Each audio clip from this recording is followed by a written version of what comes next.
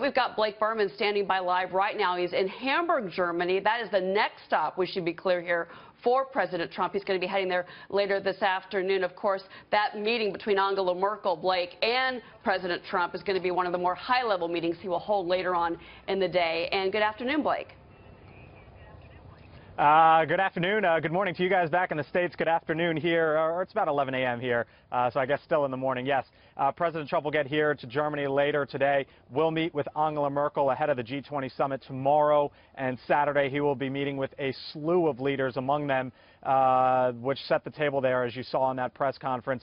The Russian President Vladimir Putin, that comes tomorrow. Right now, the president is currently in Poland for a summit there of Eastern European countries, about a dozen Eastern European countries, before he gets here to the G20 for 20 of the world's largest economies. But the country that has taken a front and center seat here is one that will be a part of none of these talks, that being North Korea. After the launch of its latest intercontinental ballistic missile, the president was asked at the press conference what he might do about it. Does he think North Korea will take a U-turn? Is the president at this point willing to take military action? The president called it a threat that he said needs to be confronted. He said other nations need to, quote, publicly demonstrate to North Korea that there are consequences for their actions. But the president would not say exactly what the next step might be. Only, as you said, Cheryl, the two words that are going to get a lot of play on this day. The president saying that there could be, quote, severe things.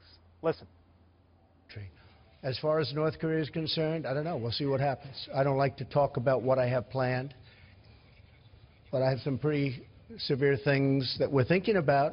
That doesn't mean we're going to do them. I don't draw red lines. Lots of dynamics here in Germany and over in Poland as it relates to North Korea. You've got the Russians who will be here, the Chinese who will be here, who have taken one stance as it relates to that ICBM that has been fired off.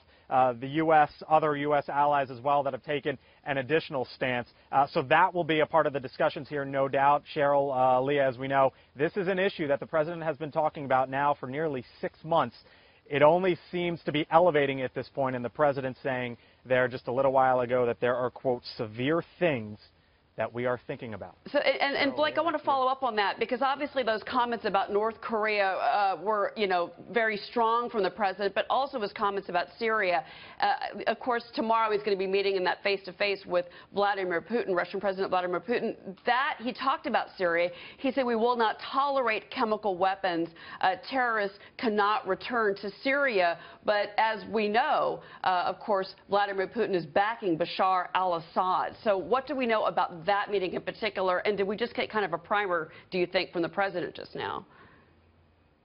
Well, in a way, too, Cheryl, the president kind of stepped back a little, saying in one of his responses that he doesn't draw red lines, but as it relates to Syria, he also said that there is a need for a, quote, political solution, which seems to suggest maybe a step back from some of the military actions, potentially, that the administration has already taken inside that country with that targeted airstrike at one of those airfields. As far as what could happen with the conversation with Vladimir Putin, the administration at this point, the Trump administration, saying that the president sets his own agenda. They are not saying what could or could not be on the table with regards to his talks with Vladimir Putin, though the Russian folks, their government, saying that dealing with terrorism and international terrorism will no doubt be a part of the discussions when those two sit down tomorrow.